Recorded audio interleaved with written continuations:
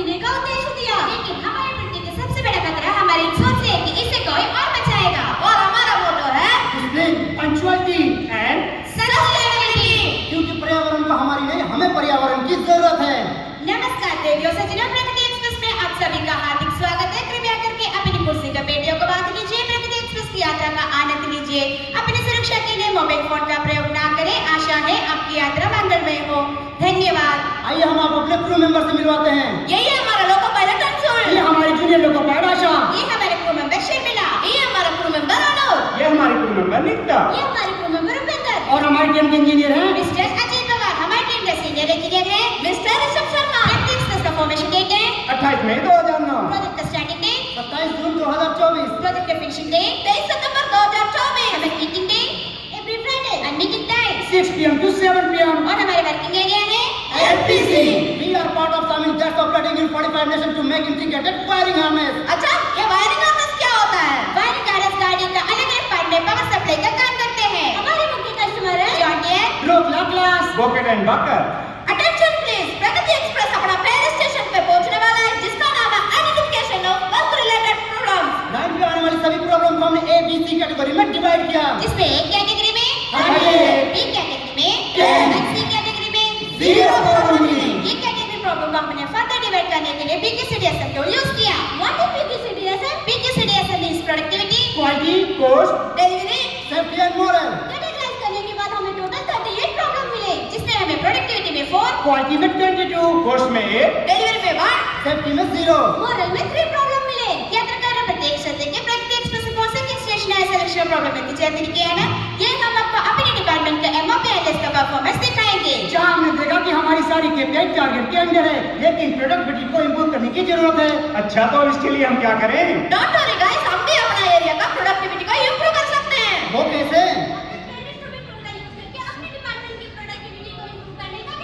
और हमारे प्रोजेक्ट है to increase productivity at CMC. इसके बाद हमारी टीम ने इस प्रोजेक्ट को पूरा करने के लिए एक एक्टिविटी चार्ट बनाया, जो कि पीडीसी पे आधारित है। ये पीडीसी क्या है? Plan, do, check and act. பயணிகளின் கனிவான கவனத்துக்கு பிரகதி எக்ஸ்பிரஸ் இப்பொழுது third station ஆன defend the problem ஐ அடைந்துள்ளது. Productivity is the ratio between dot and manpower working in seconds and number of circuit process. It is measured in second by second. अच्छा, तो ये कड़ी लाइन क्लिपिंग क्या होता है?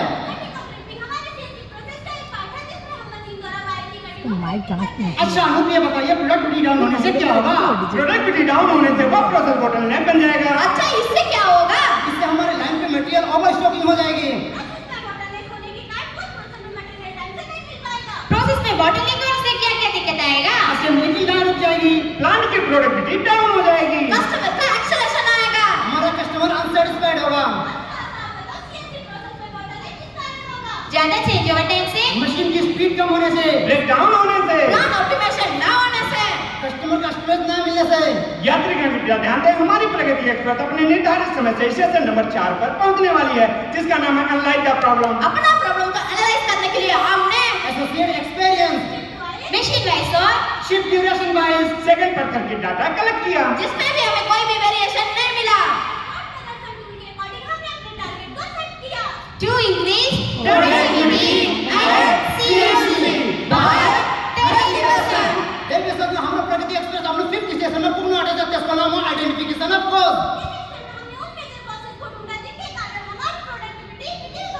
इन कॉजेस को हमने फिशबोन डायग्राम की हेल्प से मैन, मशीन, मटेरियल, मेथड में डिवाइड किया। हमें मैन में 3, मशीन में 3, मटेरियल में 4, मेथड में 4 कॉजेस मिले।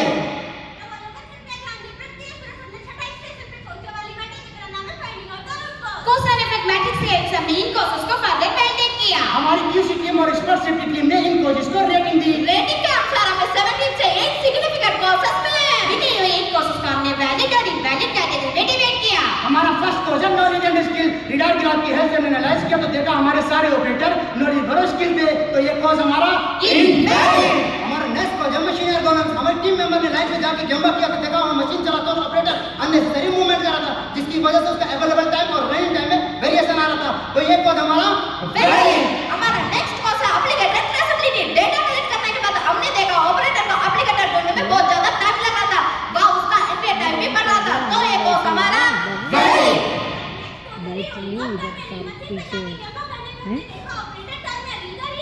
कौन जी बोले लाइट चालू नहीं किया था मैं कर दूँ हमारा next project production modelling data collect करने के बाद हमने देखा कि प्रोडक्शन मॉडलिंग को इंप्रूव करने की जरूरत है क्योंकि प्रोडक्शन मॉडलिंग को अभी बेसिस पे हो रहा था तो ये कोर्स हमारा नेक्स्ट कोर्स मशीन और डेटा कलेक्ट करने के बाद हमने देखा हमारे ट्रेन रिक्वायरमेंट से इंप्रूव हो रहा था क्योंकि हमने इसके लिए ऑटोनॉमस मेजर टीम बनाया तो ये कोर्स हमारा हमारा नेट प्रोजेक्ट जो है मैं तमिलनाडु के टीम द्वारा कलेक्ट किए हुए डाटा को एनालाइज करने के बाद हमने देखा कि हमारे ऑपरेटर को एक्शन मूवमेंट करना पड़ रहा था जिससे एमबीए टाइम बढ़ रहा था तो ये कोर्स हमारा वैलिडेट करने के बाद हमें टोटल 5 कोर्सेज मिले now it's time for analysis हमारा first project machine ergonomics process में इंडिया मूवमेंट था by by daily work activity में एक्सेस मूवमेंट थी बाय बाय डेली वर्क की में हार्ड टू एक्सेस थी our machine ergonomics is not good this is our first course हमारा next course applicator traceability by by applicator में MBA time बढ़ रहा था बाय एप्लीकेटर का पार्ट नंबर लेवल पे मेंशन नहीं था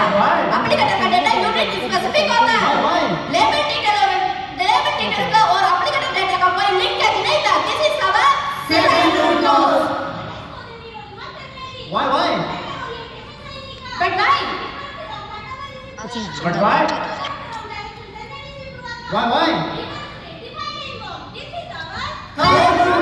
हमारा नेक्स्ट प्रोजेक्ट प्रोडक्शन मॉडलिंग ना करके लाइन में मशीन बार-बार स्टॉप हो रही थी मॉनिटरिंग हर 2 घंटे में हो रही थी बट भाई मॉनिटरिंग के लिए प्रॉब्ली बेस्ट मेथड था मॉनिटरिंग के लिए ऑटोमेशन नहीं था दिस इज अवर हमारा नेक्स्ट प्रोजेक्ट जो है मैं तमिलनाडु के जो सर में भी एक्टिविटी हो रही थी प्लेटफॉर्म में मैनुअलिटी करनी पड़ रही थी इनकी और स्टैंडर्ड बैच हो रही थी this is our fifth root cause करने के बाद हमें टोटल 5 रूट कोर्स मिले जैसे जिवेंटे प्रत्येक स्पेसिफिक सेवन स्टेशन आई डाटा एनालिसिस अच्छी थी एंड सभी रूट कोर्स का एनालाइज करने के बाद हमने देखा कि हमारे सारे रूट कोर्स प्रोसेस में एमबीए टाइम को इंक्रीज कर रहे थे जिससे हमारी प्रोडक्टिविटी डाउन हो रही थी इसलिए हमने इन सभी खोजों को किया एस्टैब्लिश देखिए सर हमारी प्रगति एक्सप्रेस अपने 8वें स्टेशन पे पहुंचने वाली जिसका नाम है डेवलपिंग सॉल्यूशन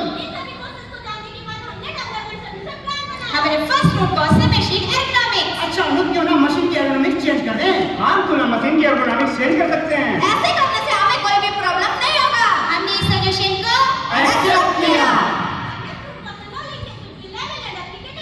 इसके लिए हम अपनी यूनिट के बेसिस पे एप्लीकेटेड डाटा बनाए यस गाइस इस डाटा से हम एप्लीकेटर टर्मिनल को लिंक कर सकते हैं हम पीएलपी प्रोग्रामिंग को यूज करके एप्लीकेटर और टर्मिनल को एक प्लेटफॉर्म पर ले आएंगे हमने इस सजेशन को एक्सेप्ट किया क्यों ना ऊपर हमने में एक एप्लीकेटर का लोकेशन बनाया बिल्कुल सर मीना हम अपने मशीन पे एप्लीकेटर स्टोरेज रेक बना सकते हैं इससे हमारा एमबीए टाइम कम होगा हमने इस सजेशन को एक्सेप्ट किया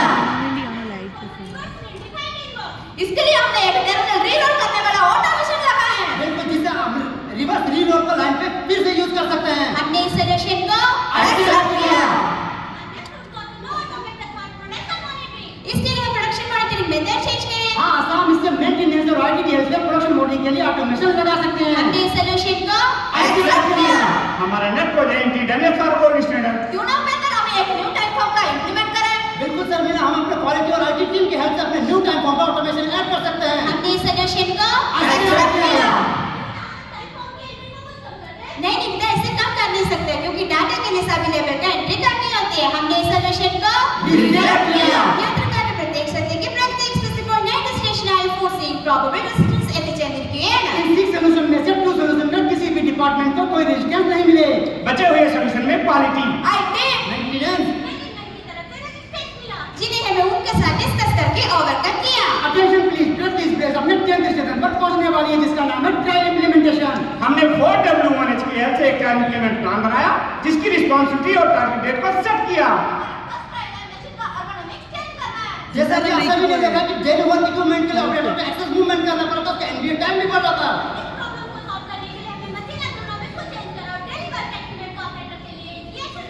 इससे हमारे इंडियन डेमोमोशन टाइम रेडियस हुआ so this trial is successful next trial है एप्लीकेटर नेविगेशन सिस्टम इंस्टॉलेशन जैसा कि आप सभी ने देखा कि हमारे लेवल और एप्लीकेटर के बीच में कोई लिंकेज नहीं था जिससे ऑपरेटर को एप्लीकेटर ढूंढने में ज्यादा टाइम लग रहा था इसके लिए हमने सीएनसी मशीन में एक एलईडी नेविगेशन सिस्टम इंस्टॉल किया सॉफ्टवेयर को हमने एमडॉक से लिंक किया जिससे लेवल स्कैन करने पर एप्लीकेटर इंडिकेट होगा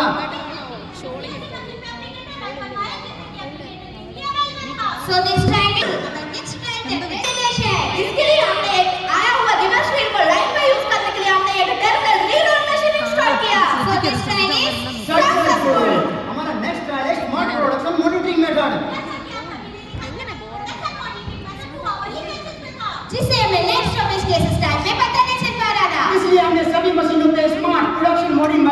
इंस्टॉल किया। मशीन की सारी प्रोडक्शन रिपोर्ट ऑनलाइन स्क्रीन पे अवेलेबल थी। मशीन की down time report auto mail में सेलेक्ट हुई थी। So this trial is successful. जैसा कि आप सभी ने देखा, ओटीपी फॉर्म एंट्री करने के लिए ज्यादा टाइम लग रहा था। इसमें हमें ज्यादा एंट्री करनी पड़ी थी और हमारा पेपर वेस्टेज हो रहा था। इसके लिए हमने न्यू टाइम फॉर्म का इम्प्लीमेंट किया। हमने डिजिटल प्रिंटर का हेल्प से ये सारे पैरामीटर को प्रिंट किया। जो हम ऑल टाइम फॉर्म पे मैन्युअली एंट्री करते थे। So this trial is successful. Attention please, practice base अपने 11 सेशन पर पहुंचने वाली है जिसका नाम है रेगुलर इम्प्लीमेंटेशन। इन सभी ट्रायल्स को इम्प्लीमेंट करने के बाद अब हमारी बारी रेगुलर इम्प्लीमेंट की है। ये सारे ट्रायल का हमने सीएनसी मशीन में इम्प्लीमेंट किया। टर्मिनल रीरोलिंग मशीन के लिए हमने मेंटेनेंस टीम की हेल्प से चेक शीट बना, न्यू टाइम फॉर्म को हमने फॉर्म नंबर दिया जो है FRPS 67। हमने सभी प्रोसेस के लिए हॉरिजॉन्टल स्टैंडर्ड क्रिएट किया जिन्हें हम आगे भी फॉलो करेंगे। किए गए काजल फॉर्म में काजल मैनेजमेंट की साइट पर अपलोड करा और मैनेजमेंट से अप्रूव करवाया। अटेंशन प्लीज, प्रगति एक्सप्रेस अपना आखिरी स्टेशन पर पहुंच गई है जिसका नाम है फॉलो अप एंड रिव्यू। इस प्रोजेक्ट को करने के दौरान हमें बहुत से टेंजिबल और इंटेंजिबल बेनिफिट्स मिले। 5,07,000 INR इन्वेस्टमेंट पर हमें 17,37,000 INR सेविंग हुई है। इसमें हमें 3.5 मंथ की ROI मिली। हमारी प्रोडक्टिविटी 38% इंक्रीज हुई। हमारी मशीन की यूटिलाइजेशन इंक्रीज हुई और हमारी अपनी गई आइडियाज को ग्लोबली रिकॉग्निशन भी मिली है। इम्प्लीमेंट किए हुए टाइम फॉर्म को MSSL के ऑल यूनिट्स में ग्लोबली इम्प्लीमेंट करवाया। हमारे मशीन एग्रोनॉमिक्स को दूसरी यूनिट में इम्प्लीमेंट किया। And we have saved 492 kg paper and 502 kg CO2 emission reduced. Our intangible benefits we got to know about. Okay Q-Sit sustainability and